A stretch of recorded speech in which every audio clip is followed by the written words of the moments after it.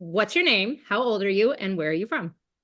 My name is Quincy. I am 39 years old and I'm from Nashville, Tennessee. Perfect. Okay. And how did you become an Elvis fan? I became an Elvis fan at a very young age. The age that comes to mind is 10, 11.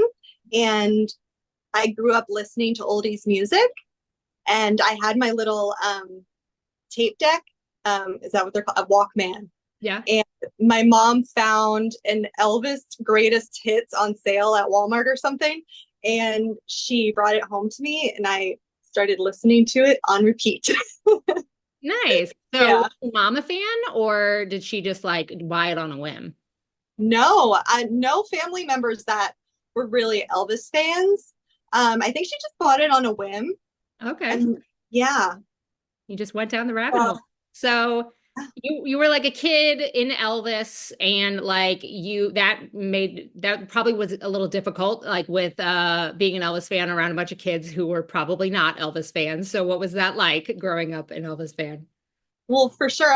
I remember like having my tape and listening to it at the pool in the summer Yeah. and like, sunbathing and like telling my friends and they were all just little kids and they thought I was a little bit crazy. So, and I remember being super excited for my mom to go to a her friend's birthday party on August 16th at that year. So there was an Elvis marathon on TCM and Speedway was on. And I was so excited to be able to see an Elvis movie and watching Speedway. Just, I was like, wow, this guy's beautiful. This is amazing. And then he was like singing to the little girl. And yeah. Yeah. And and then from there, like I would have my friends come over and watch Elvis movies with me. It was Yeah. like a whole thing. So, Did you convert any of them to being Elvis fans?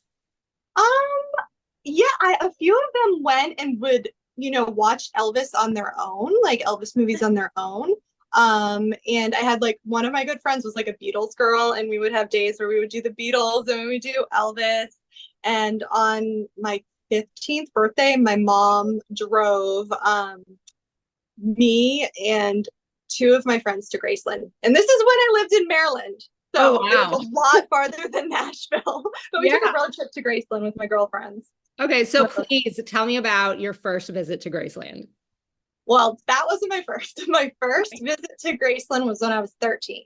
Okay. Um, and I had asked, I'd been really, into Elvis, watching all the movies. I mean, like he was a huge part of my life. Yeah. And finally, my mom was just like, told my dad, let's go pick up grandma and we're gonna drive. She lived in North Carolina. We're gonna drive to Memphis. So we drove to get my grandma in North Carolina. We went to Nashville, which is where I am. And I remember being a 13-year-old who was just like so like grumpy and impatient and just didn't want to be in Nashville, wanted to be in Memphis. Yeah. So we finally got to Memphis and I'll never forget we were looking around the gift shops and this is like the across the street from Graceland. Mhm. And I hadn't seen the house yet because we didn't realize that it was so close. And we stayed at the Heartbreak Hotel. So you don't drive past Graceland before you got to the Heartbreak Hotel.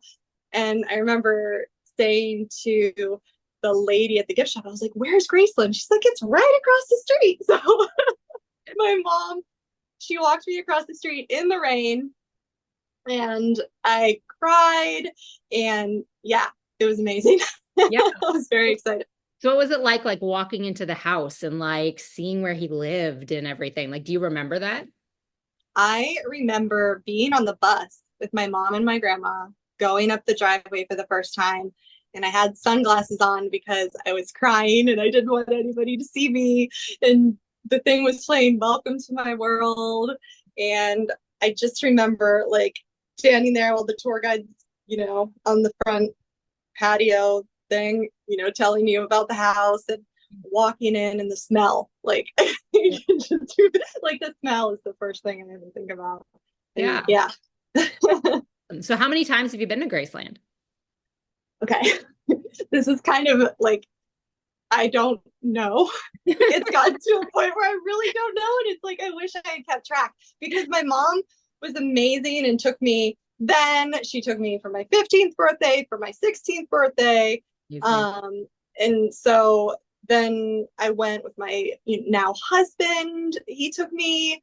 And then now living in Nashville, it's, only 3 hours away. So being in the mansion itself, it's probably close to 100 over the last how long? 13. I guess I'm almost 40 now, so 25 years. Yeah. So does That's it a ever lot. get old? Like what keeps drawing you back there? Like is there a feeling there? Like what is it that keeps it like fresh to you?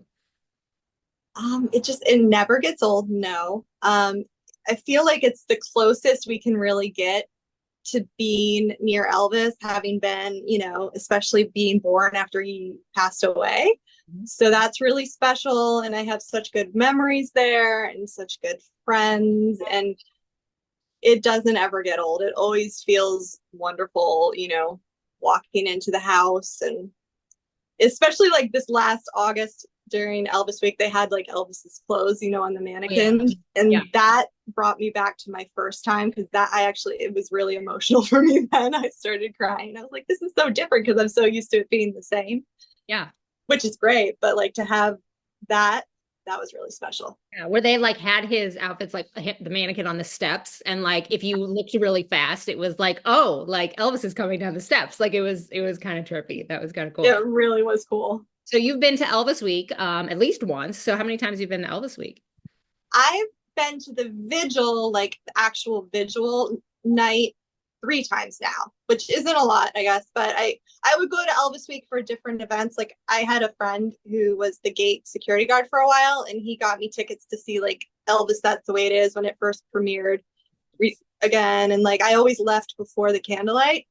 But I have a friend now. I call her my Memphis mama, and she stays at the RV park, and I stay with her and go to the vigil. So I've been 3 times. Yeah, so that's a totally different vibe than just going to Graceland like on a random Tuesday. So like what can you explain like what it feels like to go to the vigil and like just be there during Elvis Week?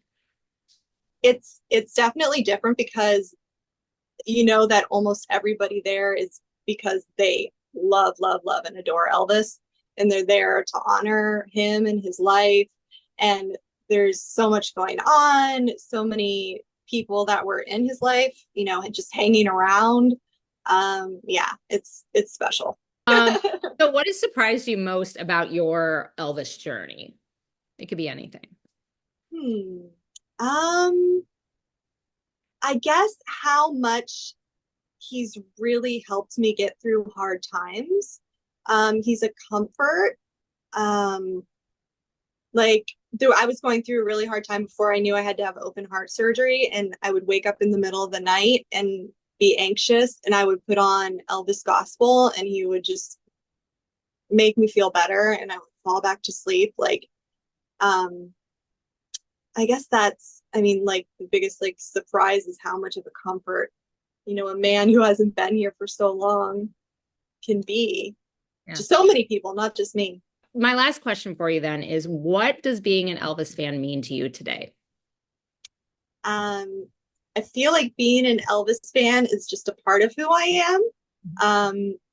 It means so many different things. It means comfort. It means um, joy.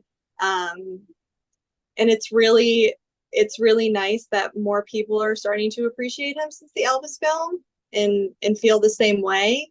It's just like he, it, Elvis is just he means it's hard to explain, but he just like means everything. I mean, everybody who knows me knows that I love Elvis and how important he is to me. Thanks again for talking to me and this was great. Thank you so much.